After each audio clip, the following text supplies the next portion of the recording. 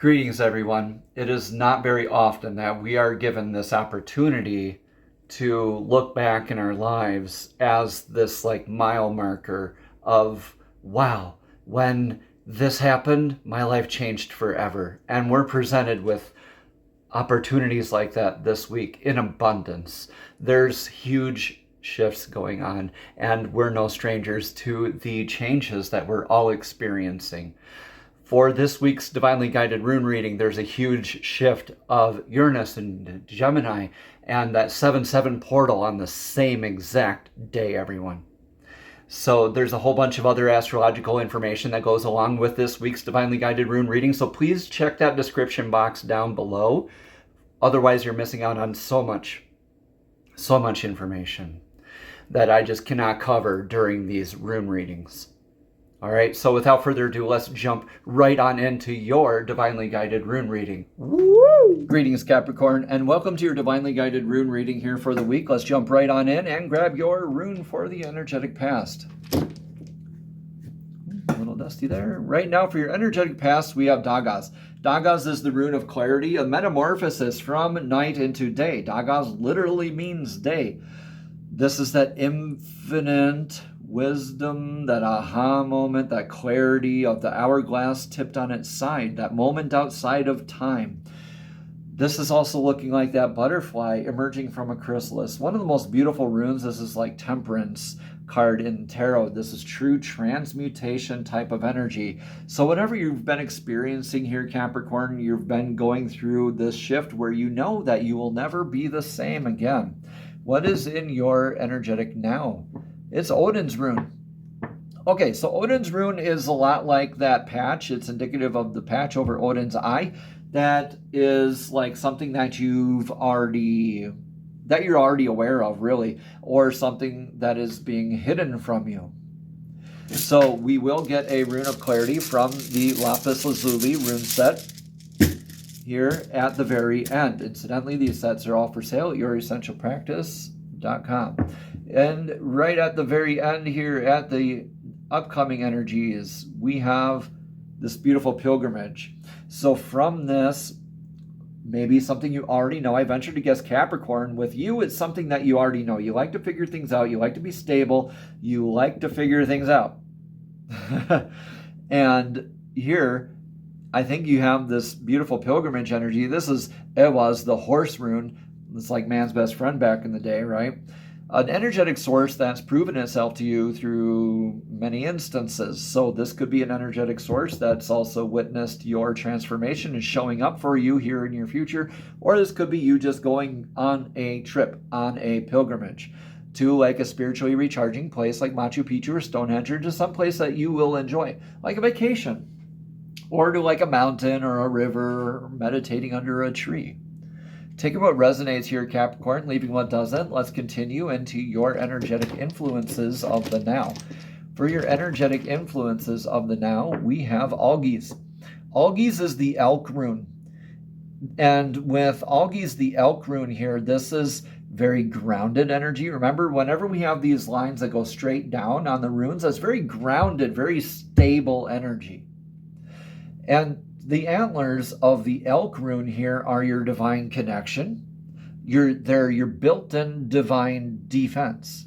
So this is a lot like moving forward in faith, knowing that you're divinely guided, divinely protected, even through the unknown, through what's hidden, through something maybe you're even hiding from yourself, Capricorn. You are influenced by faith. And this can be very good and very bad at the same time. Remember that it's a double-edged sword for you, Capricorn. You have a tendency to be a little on the stubborn side when it comes to your convictions, your rigidity, your being stable, and your faith and your groundedness there. So you can come off as being that way. I'm just saying that sometimes you are, okay? We all have aspects of that too. Don't worry. In your energetic advice for the now is to be nurturing, nurture these beginnings. This is the birch goddess's rune, Birkana, literally the birch. So a birch It grows seeds, but it can also propagate by growing its roots out and spreading up. And so like that, like you're kind of growing from the center outward. And that's a beautiful, beautiful thing, because this is a lot like that Empress energy in tarot. So you go from temperance to Empress, which is like creating and nurturing with this beautiful energy. Yeah. This is like a mother's love, the evolution of nurturing. Like when your needs changed growing up, your mother had to adjust, or your caregiver had to adjust how you were nurtured. So too, you need to adjust how you are nurturing yourself and others. Okay, and do so in blessed ways. This beautiful beginning that you're going through is going to lead you on a beautiful journey here, Capricorn. Okay, so what is your outcome for this? I'm pretty excited. What's your outcome for this? Greater stability, greater endurance, greater flexibility, all of it. This is like the U branch, Y-E-W, like the Yggdrasil, of the Tree of Life. The axis of the world, like the Tree of Life, right? This is indicative of that squirrel going up and down the Tree of Life, balancing the information from the great condor and the great serpent. Great condor at the top, great serpent, and you're the squirrel going between the both, balancing this axis. So you have greater sense of stability, knowing how to flex, how to be durable, how to, like the bow. This is what they used to make bows out of back in the day. The U branch from the ash tree, or from the yew tree, right? Yggdrasil is like thought to be an ash tree.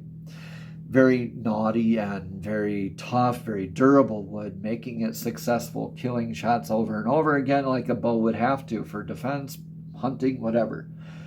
So you are definitely in that stability. Remember, here's the reminder: when we're flexing too much or not flexing enough, our branches can snap and we can be very rigid, repeating life lessons, come off as very ice-like and very cold, like Isa, the rune Isa, excuse me. All right, getting a rune for the clarity for your energetic now. Let's see what we got here. Haha, yeah, okay.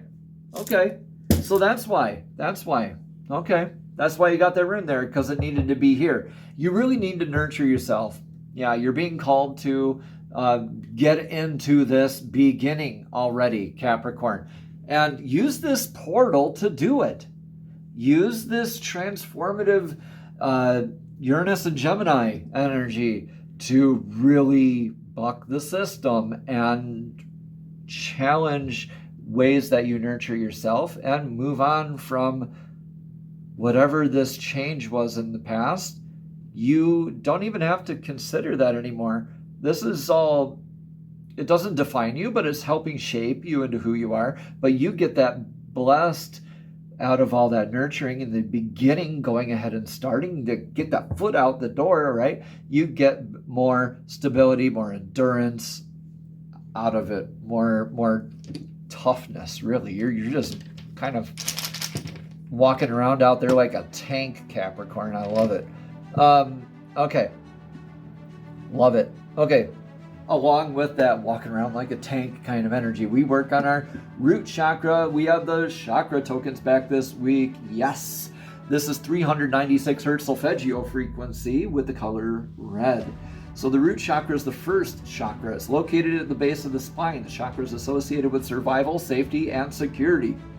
Someone with a blocked root chakra would be typically fearful or anxious, and listening to the 369 Hertz solfeggio frequency will help stimulate the part of the subconscious brain that is associated with this blockage and help to unearth negative belief systems and feelings residing deep in your subconscious mind, Capricorn.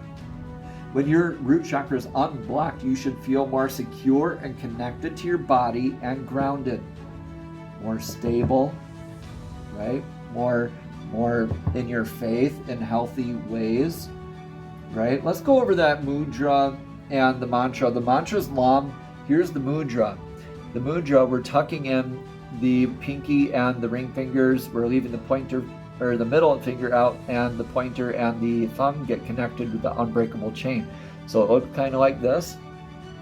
We hold this in front of our heart, or you could point it down towards your actual root chakra if you like. And remember, it's at the very base of the spine. This is the mudra for it. We tuck in those, point out the middle fingers, lock the other two, touch the palms, no discomfort, 396 hertz solfeggio frequency, and the mantra LAM. Namaste. Have a blessed and abundant week.